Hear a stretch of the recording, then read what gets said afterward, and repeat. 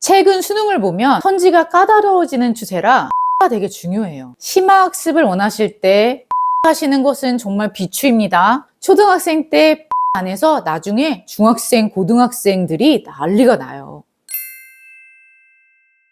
안녕하세요. 대치동 리지집현된 대표 양근영입니다. 초등 우리 아이 독서는 많이 하는데 과연 이게 국어 실력 향상까지 이어지는 게 맞는지 물어보시는 학부모님들이 정말 많습니다. 이렇게 독서 흥미가 높다는 것은 국어를 잘할 수 있는 가능성이 있다는 것을 얘기하기도 하는데요. 그렇다고 또 책만 읽는다고 국어 성적이 완전히 높게 나오냐? 이거 아니라고 댓글 다시는 분들도 많을 거예요.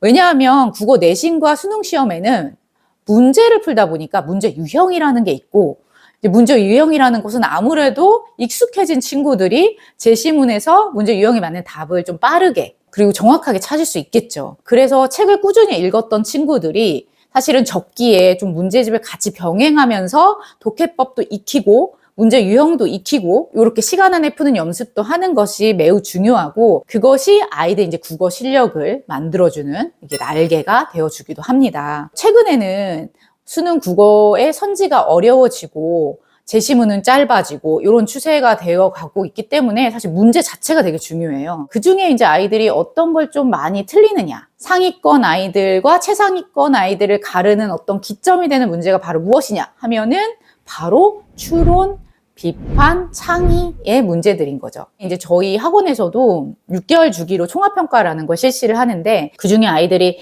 이제 읽기 영역에서 가장 많이 틀리는 문제를 봤더니 추론하고 비판하고 창의 문제였어요.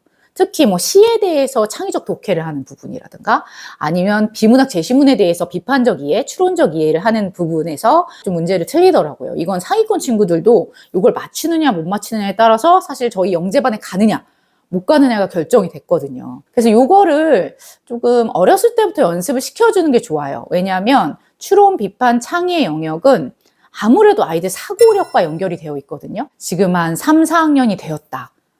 그러면 조금 우리 아이 책은 많이 읽는데 좀 뭐 더 해주면 좋지 않을까? 이런 생각이 드신다면 이걸 좀 풀려보시면 어떨까, 방학 동안. 그래서 제가 사실 오늘 문제집을 한번 살펴보고 가져왔습니다. 근데 진짜 살펴보면서 느낀 건데 이 문제집 진짜 좋더라고요. 제가 이제 아무래도 이제 대학원 오래 다니고 이제 박사까지 공부를 하다 보니까 논문을 많이 쓰는데, 이거는 완전 교육 과정을 세세히 분석해서 초등 수준으로 낮춰서 제시문을 발견하고 그 문제를 이렇게 개발하느라고 정말 오랜 노고가 들었겠다라는 생각이 들었어요. 자, 이 책이 바로 뭐냐면 100점 100승 유형 독해 3단계에서 6단계까지의 교재입니다.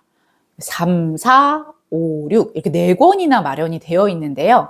3, 4단계에 있는 책은 지금의 초등학교 3, 4학년 친구들의 수준에 맞춰져 있고, 5, 6단계에 있는 책은 5, 6학년 친구들의 수준에 맞춰져 있고, 이 책에는 다 다른 유형들이 연습을 하게 되어 있습니다. 제가 지난번 영상이 딱 나가고 나서 학부모님들이 또 전화로도 얘기 많이 해주시더라고요. 그러면 이 문제집 세세하게 어떻게 풀리는지 좀 알려주세요.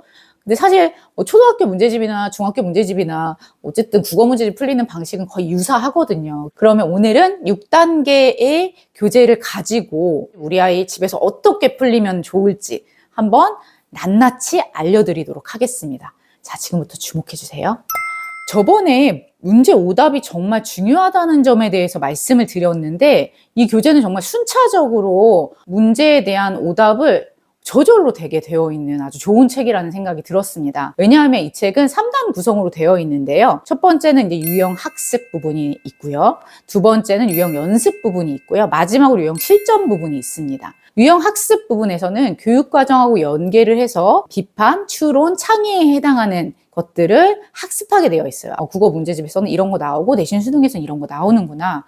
그럼 아이들이 그걸 인지하게 되면 그 다음에 유형 연습에서는 이 인지한 내용들을 가지고 조금 더 딥하게 이제 연습을 하는 거죠. 연습을 하고 나서 유형 실전에서는 정말 이제 수능하고 비슷한 유형으로 그런 패턴으로 제시문 하나하나씩 독해를 해가면서 문제를 풀어나가게 되어 있어요. 이 책은 또 독해 문제집이 아닙니다. 이것은 국어 문제집입니다.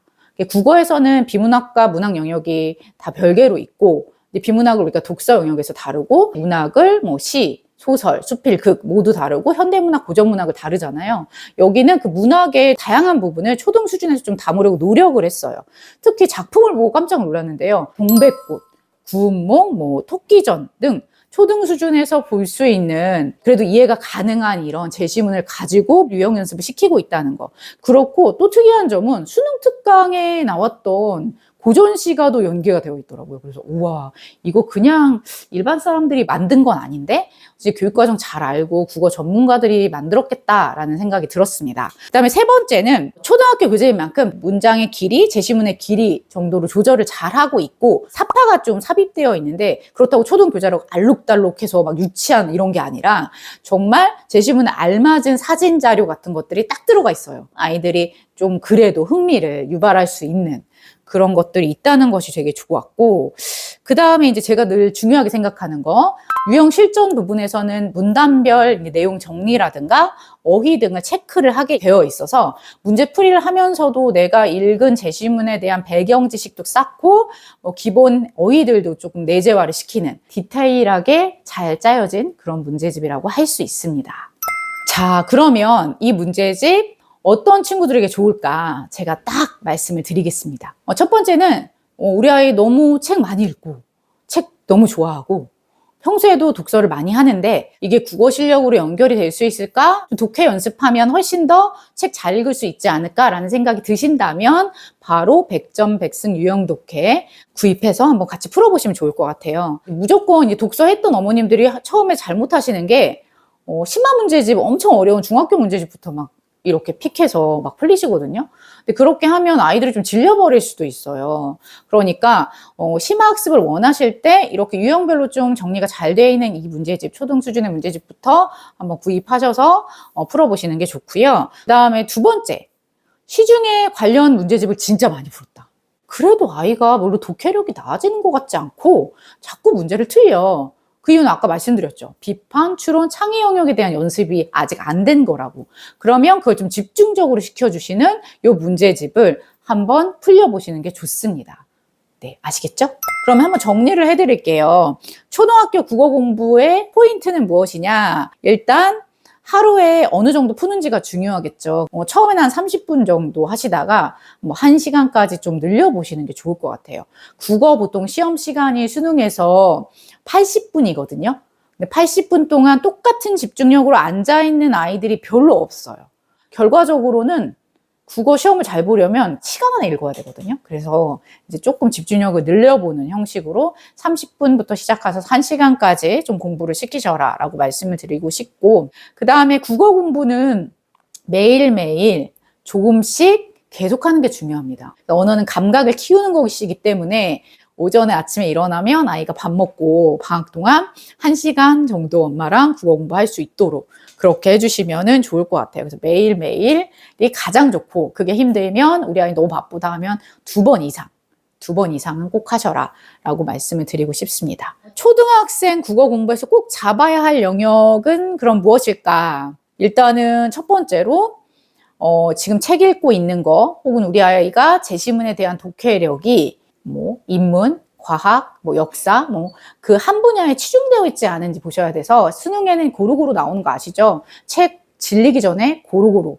배경 지식을 쌓아서 고루고루 읽혀주셔야 되고, 사실 요즘은 이게 읽는 능력만 중요한 게 아니에요.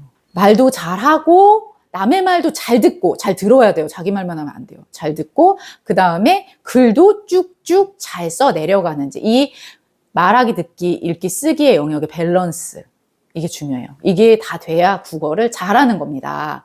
꼭 명심하세요. 분야별로 독서 다 되고 있는지, 국어의 영역별로 드마릴스 우리 아이가 고루고루 다 잘하고 있는지 점검하셔가지고 그런 것을 계속 보완해 주셔라. 그러면 중고등학교 때 가서 수행평가도 잘하고 내신도 잘 보고 수능에도 능하고 대입 면접이나 나중에 대입 논술에도 능하게 되는 아이가 될 거고, 그런 추세로 갈 것 같아요. 그러니까 글쓰기 꼭 신경 써주시면 좋겠습니다. 자, 오늘 초등학생 국어 문제집을 소개를 드렸고 정말 성심성의껏 자세히 알려드렸습니다. 이 영상이 좀 도움이 되셨나요? 저희가 이제 메가스터디북스의 100점 100승 유형 독해와 함께 이 영상을 찍게 되었는데, 지금 이게 따끈따끈한 신간임에도 제가 요청을 또 드렸어요. 저는 영상을 책을 안 주시면 안 찍겠다. 네.